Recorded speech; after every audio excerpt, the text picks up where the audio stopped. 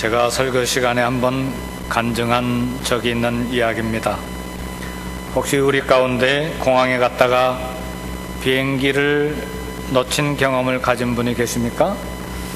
제가 그랬습니다. 약 5년 전 파키스탄에서 사역을 마치고 LA로 돌아오는 길이었습니다.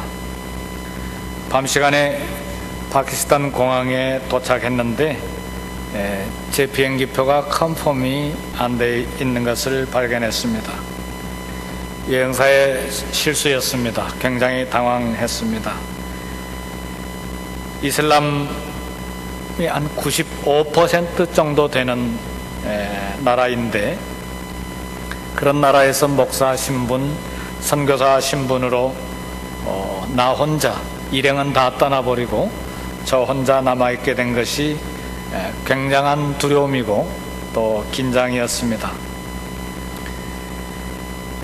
제가 파키스탄에 다녀온 뒤에 1, 2년 뒤에 그 옆 나라 아프가니스탄에 우리 한국 샘물교회입니까? 거기서 단기 선교 갔다가 김선일 씨가 탈레반 군인에게 잡혀서 목이 이렇게 잘려서 순교당한 바로 옆 나라가 파키스탄입니다. 그래서 저도 이슬람이 95%나 되는 나라인데 이렇게 혹시 잘못돼서 죽임을 당하는 건 아닌가, 이제 그런 두려움도 이제 스쳐갔습니다. 그리고 이제 같이 한 열흘 동안 여러 나라를 다녔어요. 중국, 필리핀, 방글라데시, 파키스탄, 베트남, 여러 나라를 한 10분이 LA에서 출발해서 이제 열흘간 선교하고 돌아오는 길이었는데, 같이 동행했던 목사님들, 선교위원장, 장로님들 그냥 저만 두고 다 비행기 탑승해버리고 간 것이 굉장히 야속했고 원망이 들고 의리도 하나도 없다. 여행하도록 돈만 대주면 다냐? 그런 생각이 들고 그랬어요. 근데 이제 중요한 건 제 마음이잖아요.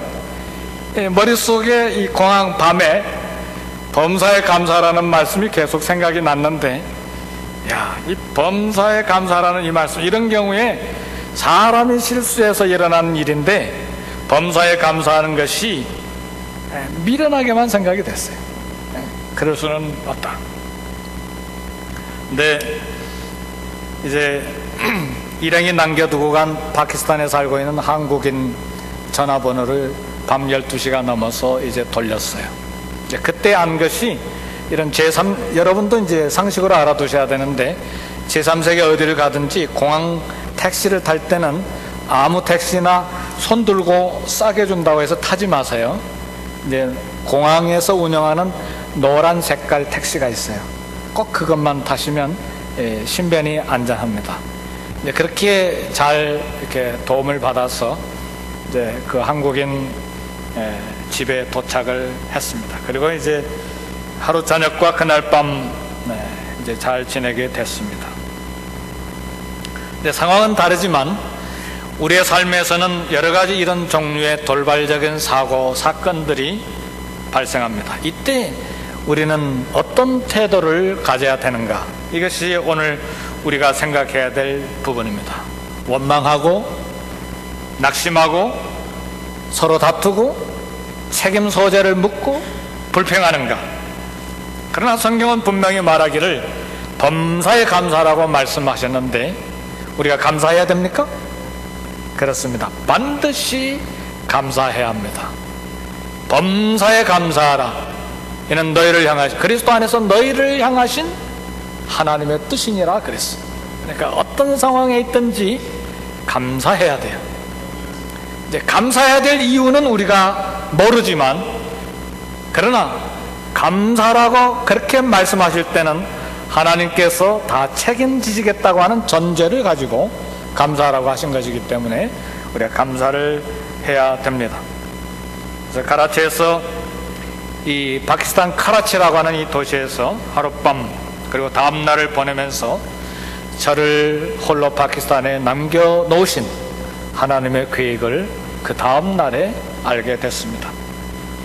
그날 밤 저를 영접해준 한국인은 파키스탄에서 옷 장사를 하는데 조그만 옷가게가 아니고 한 달에 청바지만 1000만 장을 유통시키는 큰 손이었어요.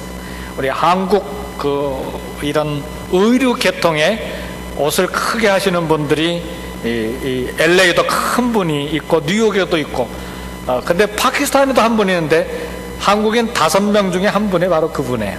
이제 그분 집에서 이제 하룻밤을 보내면서 이제 이야기를 나누게 됐는데, 이 사람은 오래전에 하나님을 떠난 사람이었어요. 그 이유는 귀하게 키웠던 아들이 갑자기 교통사고를 당해서 죽었어요. 사람이 너무도 야속하고 원망스러워서 교회를 떠나고 하나님을 등져버렸어요. 그러나 남자보다 그 부인이 너무 견딜 수가 없어서 하나님을 원망하다가 아예 불교로 개종해버렸어요.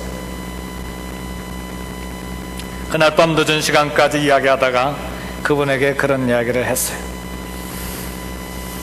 김 선생님, 아들을 잃으시고 얼마나 고통스러워하셨습니까?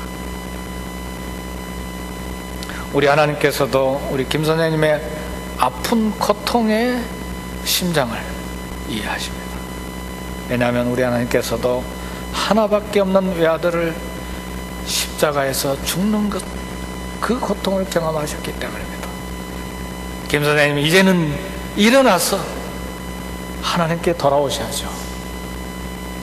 이제는 다시 예수님 믿으셔야죠. 그런 위로를 했습니다. 잃어버린 한 영혼, 낙심해서 외롭게 울타리 밖에 있는 이 한 영혼을 위한 하나님의 계획에 제가 그날 밤에 놀랐어요. 파키스탄에서 태국을 거쳐서 LA로 돌아오는 길에 항공사에서 저에게 비행기 보통표를 비즈니스 클래스로 바꿔줬어요.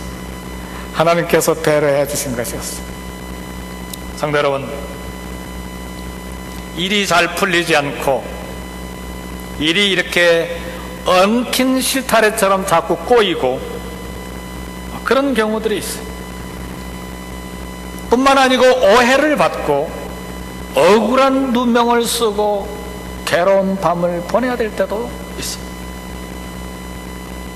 늘 믿고 늘 기도하고 하나님의 은혜를 사모하는데 우리에게 왜 이처럼 복잡한 일이 반복해서, 불행한 일들이 반복해서 우리의 삶의 파도처럼 밀려오는지 우리는 이해할 수가 없습니다. 그러나 이런 상처투성이의 반복된 훈련을 통해서 우리는 강한 믿음의 용사들이 된다는 사실을 알아야 합니다. 우리 믿음은 반복된 훈련에서 강하게 되는 부분이 있어요. 상처투성이의 믿음의 시련을 통해서 이 시련이 우리에게 인내를 만들어내고, 인내가 우리를 온전케 만들어서 마침내 하나님께 영광의 열매를 드리게 되는 것입니다. 엊그제 우리 김연아 선수가 밴쿠버에서 금메달을 땄어요. 다 보셨어요? 저는 그 다음날 새벽기도 때문에 일찌감치 잤어요. 못 봤어요. 누가 동영상 하나 만드셨으면 좀 보여주세요. 그 어머니의 말이 이제 기억이 나요. 김연아 선수의 어머니 말. 제가 김연아 선수 기사를 계속 읽어보면서 부러웠던 게 하나가 강심장이었어요. 강심장, 자신감. 이게 금메달을 따야 된다는 이 4,500만의 우리 국민의 염원이 어깨에 있었기 때문에 이 어린 소녀 20살입니까? 19살입니까? 이 보통 스트레스가 무거운 게 아닌데 아주 강심장을 가졌어요. 그게 너무너무 부러웠어요. 그래서 기사를 자세히 살펴보니까 그 어머니의 말이 나와 있는데, 연하의 강심장은 반복된 훈련에서 나온 자신감이다. 그 어머니가 그런 이야기를 했어요.